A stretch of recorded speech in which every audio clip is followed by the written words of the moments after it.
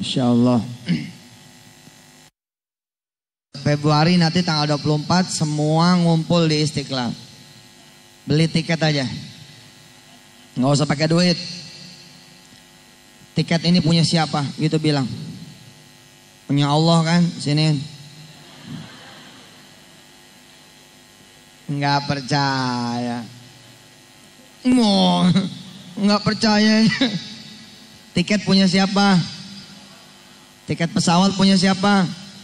Jangan cuma tiket, pesawatnya, pilotnya, kopilotnya, perusahaannya, bandaranya. Bukan cuma di satu bandara, tapi di semua bandara punya Allah. Apakah Allah jatuh miskin? Kalau saudara pengen berangkat ke Jakarta, lalu saudara minta tiket satu, apa Allah bakal jatuh miskin? Enggak. Kan masih lama, Februari tanggal 24. Bulan Maret tanggal 30 akan ada wisuda akbar. Akan ada wisuda akbar. Yang pada punya hafalan dan yang tidak ngumpul. Satu Senayan kita penuhin. Mudah-mudahan 100.000 orang yang cinta sama Quran ngumpul di Gelora Bung Karno Senayan tanggal 30 Maret. Jangan takut, aduh saya jauh dari luar kota, bagaimana cara saya beli tiket? Itu namanya tidak kenal yang punya tiket. Tidak kenal yang punya duit. Tidak kenal dengan yang punya pesawat. Walillahi ma fis samawati wa ma fil ard. Punya Allah semua yang di langit dan semua yang di bumi. Syaratnya minta sama Allah. Jalannya minta sama Allah.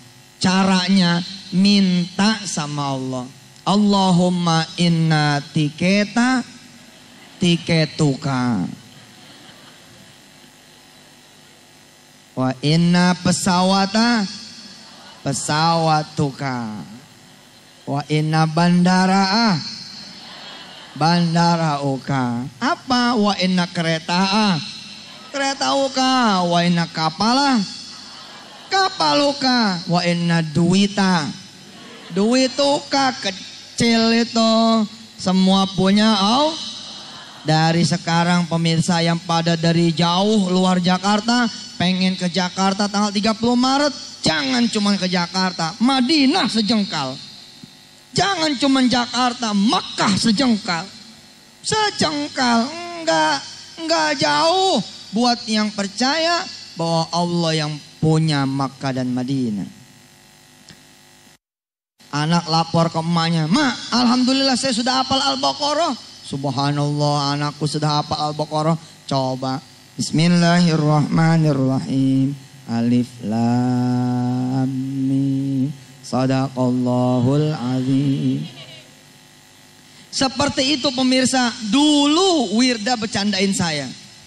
Seperti itu dulu Wirda bercandain saya. Tiba-tiba istri saya ngomong, lagi makan nih. "Pak, si kakak tuh udah hafal Yasin." Saya bangga. 5 tahun. 5 tahun umurnya saat itu. 5 tahun jalan 6. Saya tidak pernah ngajarin anak saya Quran. Yang saya ajarin anak orang lain terus.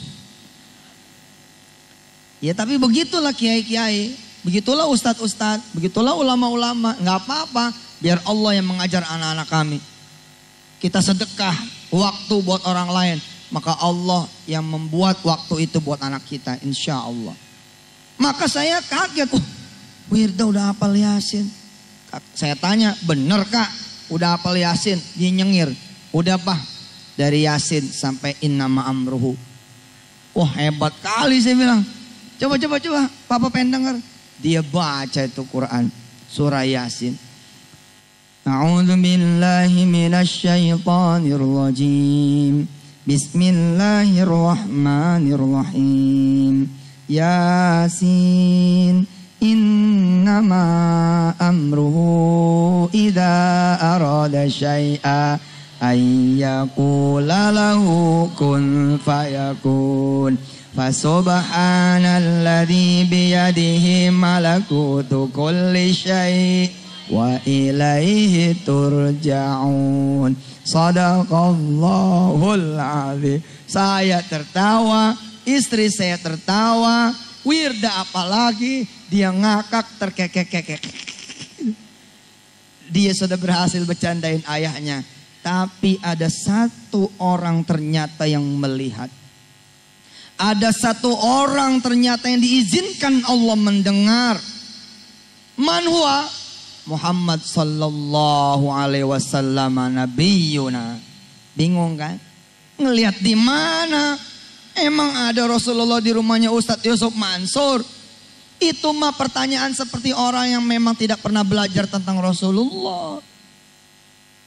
Kalau orang-orang berselawat nanti di hari Jumat, salawat itu akan diantar langsung kepada Rasulullah sallallahu alaihi wasallam.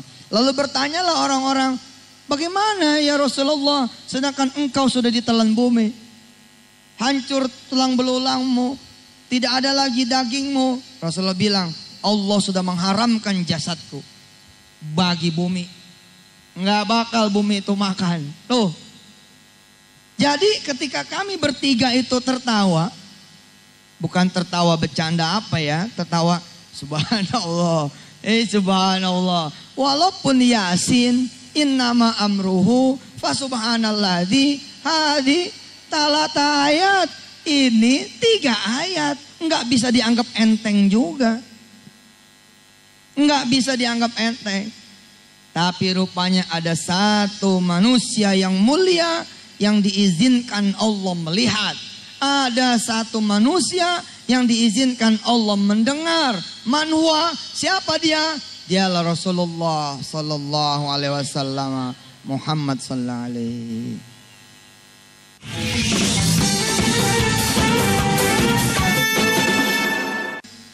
Malamnya itu kan makan malam tuh. Kira-kira jam 2 pagi Wirda mengetuk pintu saya. Lalu masuk ke kamar saya. Dan dia menangis di dekat saya. Wirda bilang jam 2 nih kurang lebih. Dia nangis nih. Pa, kakak diomelin. Kakak ditegur. Saya bilang, siapa yang ngomelin kamu jam 2? Siapa yang ngomelin kamu pagi-pagi buta? Siapa kak? Dia bilang, Rasul, Nabi. Oh bisa? Iya, Rasul nanya sama kakak. Jadi malam kita bercanda-canda itu Bu, Pak, pemirsa yang dirahmati Allah. Malam bercanda-canda itu, si kakak pamit sama saya. Mau ngapal Quran, juz 30 aja boleh enggak? Mau ngapal Quran, juz 1 aja boleh enggak? Saya bilang boleh, silakan. Tapi rupanya Rasulullah menegur Wirda. Apa kata Rasulullah? Kenapa ngapal Quran kok cuma juz 30 dan juz 1? Lalu Wirda diajak ke rumahnya Rasul, sholat di belakangnya Rasul. Lalu kemudian Rasulullah menitipkan tulisan kepada Wirda, yang saya dipesan oleh Wirda tidak boleh disampaikan kepada yang lain, dan dia bangun. Ternyata dia bermimpi ditemui oleh Rasulullah Muhammad sallallahu alaihi. Allahumma shalli wa sallim mubarak alaihi. Saya baca sedikit tulisan itu, subhanallah. Saya bilang, ini dari Rasulullah. Ya ini tulisan, ya saya wajib percaya. Masa anak 6 tahun bisa nulis seperti itu? Allahumma shalli ala Muhammad wa ali Muhammad. Beberapa tahun kemudian Wirda kami hadiahkan berangkat umroh.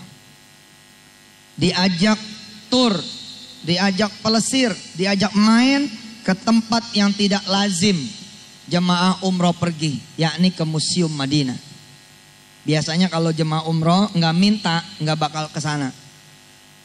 Jemaah umroh tuh biasanya kemana? Ke Uhud, ke Gunung Uhud, Jabal Uhud. Kemana lagi?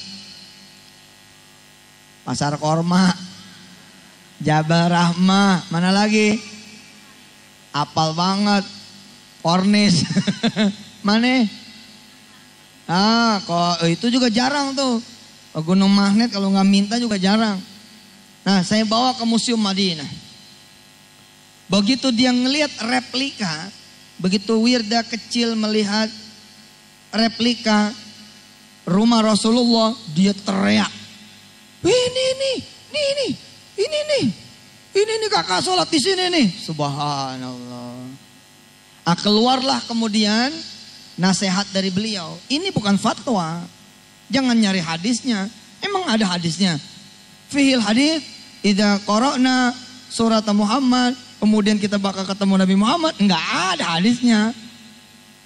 Ini nasihat dari seorang anak yang insya Allah saya minta didoakan. Mudah-mudahan menjadi anak yang dimuliakan Allah Subhanahu wa ta'ala. Sa bapak-bapaknya, sa emaknya, sa anak turunan kami insya Allah. Ini nasihat datang dari beliau. Ketika beliau cerita lagi. Kakak habis ngimpi lagi. Ketemu Rasul. Ya elah ilallah Muhammadur Rasulullah. Yang lain belum pernah diberikan kesempatan. Walau sekali. Dia 2 kali. Bukan karena Wirda itu istimewa lalu Rasul datang. Rasul mah kehendak Allah. Kehendak Allah. Betul-betul kehendak Allah. Ada seorang penjahat yang didatengin Rasul. Maujud? Banyak. Banyak itu. Ada ahli maksiat yang didatengin sama Rasul banyak. Tidak sedikit.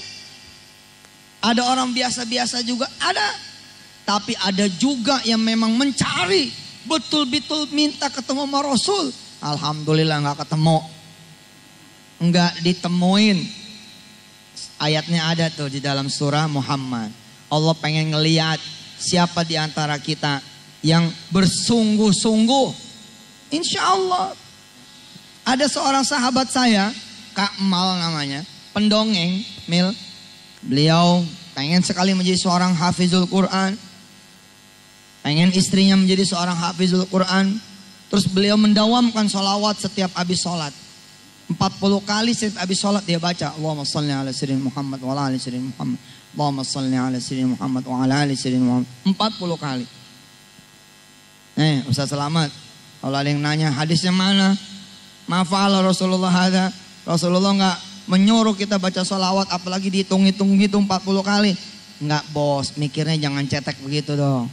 Rasulullah nyuruh kita banyakin sholawat. Angka 40 tuh bagi Kak Mal itu sudah angka mewakili banyak. Sudah angka yang mewakili banyak. Insya Allah tidak keluar dari apa yang memang disuruh Rasulullah. Tahu apa yang terjadi? Rasulullah datang pada beliau. Setelah sekian puluh hari begitu, Rasulullah datang pada beliau. Bareng sama 4 sahabat besarnya. Abu Bakar As-Siddiq, Umar ibn Khattab, Uthman bin Affan, dan sahabat Ali bin Abi Thalib yang menjadi mantu Rasulullah.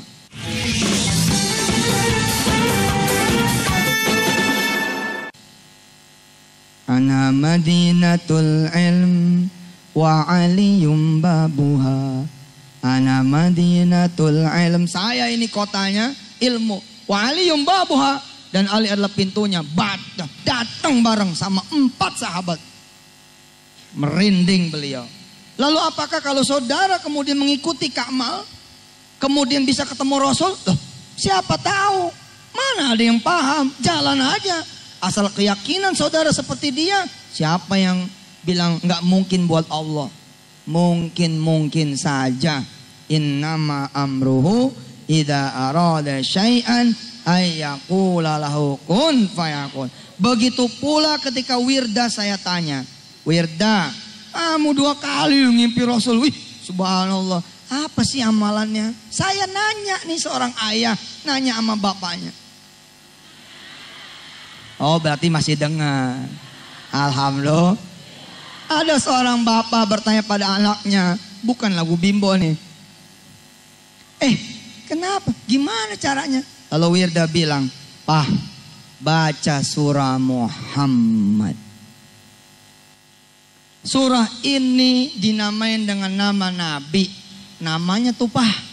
Kalau kita baca surah itu, yang punya surah seneng gitu.